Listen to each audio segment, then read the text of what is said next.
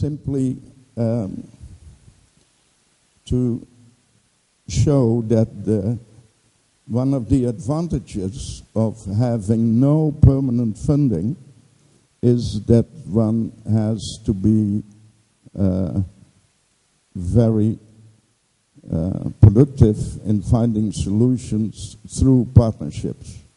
So the main point tomorrow will be how to find partners, how to avoid to go for the wrong partners, how to create productive partnerships, and how to create long-lasting partnerships that in the end bring in also sustainability, which is money.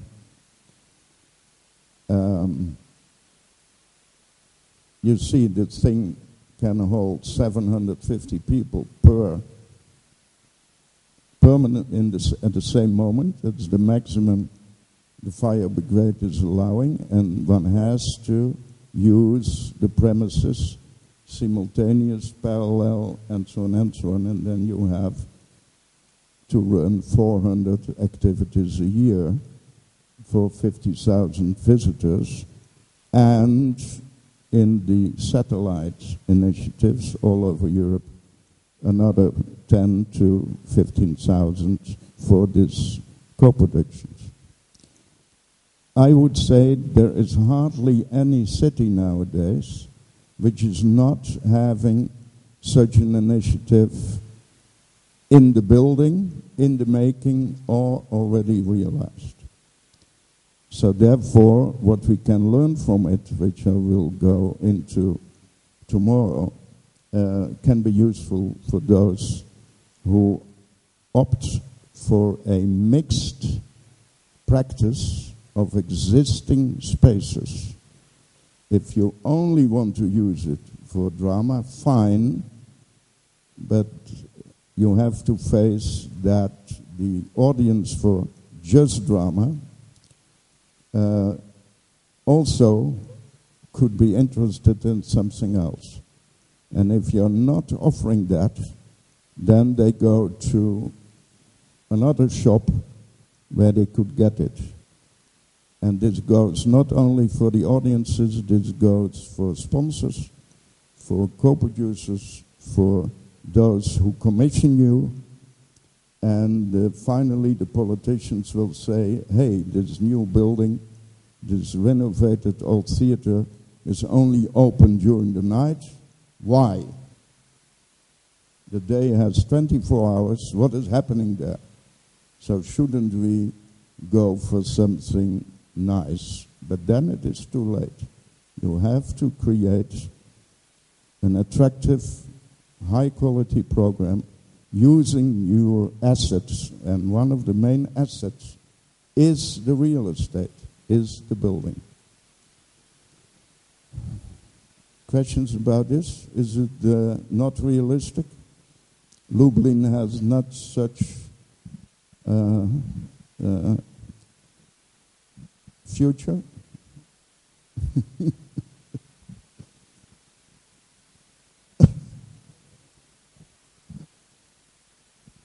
And young people have to do that. I can tell you, we started, now I was rather old, I was 40, but Linda was rather young. Czyli rozumiem, że ja już nie powinienem zabierać głosu. Ale może trochę w imieniu młodych powiem tak, jeśli wolno, że to rzeczywiście jest niesłychanie inspirujące, ale tak jak Pan napomknął, to chyba troszeczkę mamy tutaj do czynienia z pewnym przeszacowaniem, bo poziom, myślę, finansowy, ekonomiczny Polski po prostu, nie mówiąc o Lublinie, na pewne rzeczy nie zezwala. I tutaj zaczynają się pierwsze schody. I gdy Pan mówi o owych związkach z biznesem, to trzeba powiedzieć, że tutaj w Lublinie te związki są niesłychanie mizerne, bo jest to jednak miasto bardzo biedne i wokół nie ma żadnych biznesmenów. Nie ma ich zresztą też tutaj na sali, czego szalenie szkoda, bo gdzie jest na przykład Rotary Club, który powinien o tym dzisiaj usłyszeć? Nie ma tu niestety nikogo takiego. Więc z tych względów to jest troszeczkę jakby w moim odczuciu, oby dla młodych to stało się realnością. Dzisiaj troszeczkę na wyrost.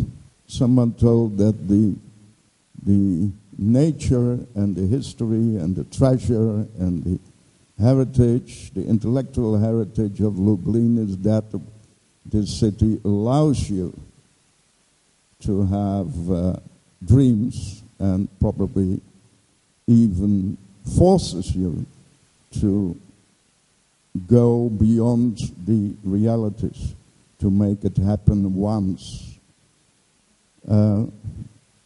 If we all stick to the supposed reality, then nothing will happen.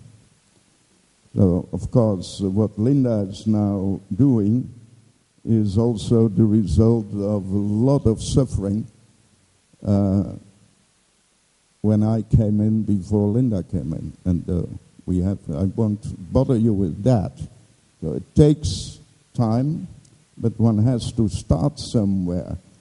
And my conviction is that a society like Lublin, with such a capacity of young people, with universities, with connections of the young people who do speak English with the outer world,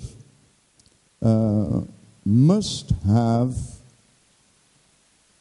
upcoming personalities who are waiting to have some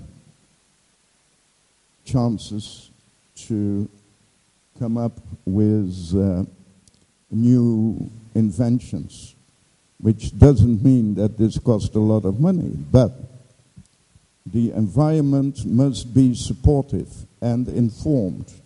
So if you're not talking to these potential, if there is no kind of platform, even a virtual platform, if there is not an invitation to the citizens to come in and to do some proposals, I think then, of course, it's very hard to have a success.